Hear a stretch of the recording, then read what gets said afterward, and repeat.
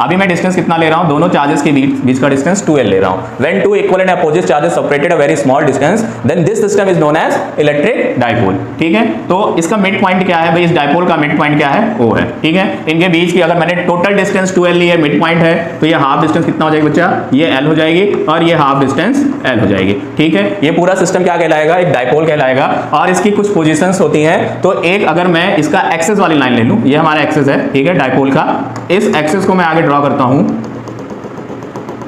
और इसको इधर प्रोसीड कर दूं, तो ये बेसिकली डाइपोल की कौन सी है, इसको हम बोलते हैं एक्सियल लाइन. क्या बोलते हैं, एक्सियल लाइन. डाइपोल की है axial line.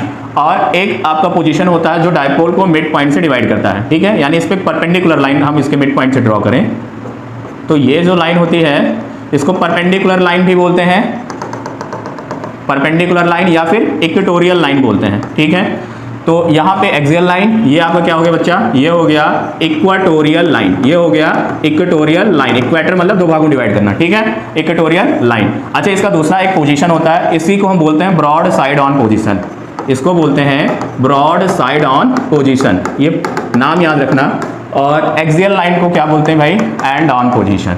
And on position, clear है.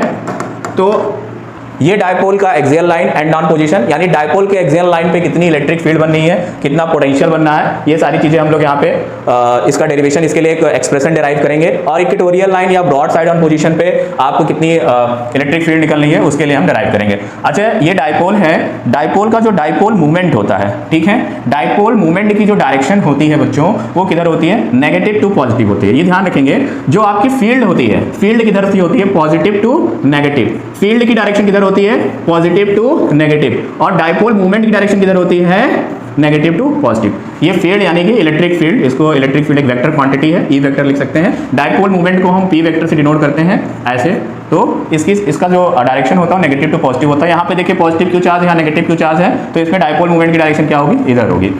ठीक है, डाइपोल मूवमेंट होता क्या है, ये कैसे कैलकुलेट करते हैं, तो यहाँ पे लिखेंगे डाइपोल मूवमेंट, जिसको हम P से डिनोट करते हैं, एक वेक्टर क्वांटिटी है.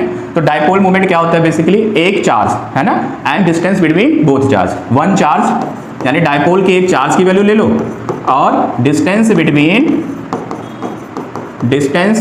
Both charges. क्लियर है.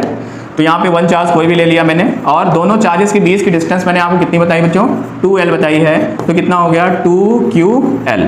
2ql ये आपका क्या है, डाइपोल मूवमेंट. ठीक है, ये आपका फॉर्मूला निकल के आगे बच्चा. तो इसकी यूनिट क्या होगी, देखो चार्ज क्या है, चार्ज एक स्केलर क्वांटिटी है. चार्ज के बारे में आपको बताऊंगा. ठीक है, चार्ज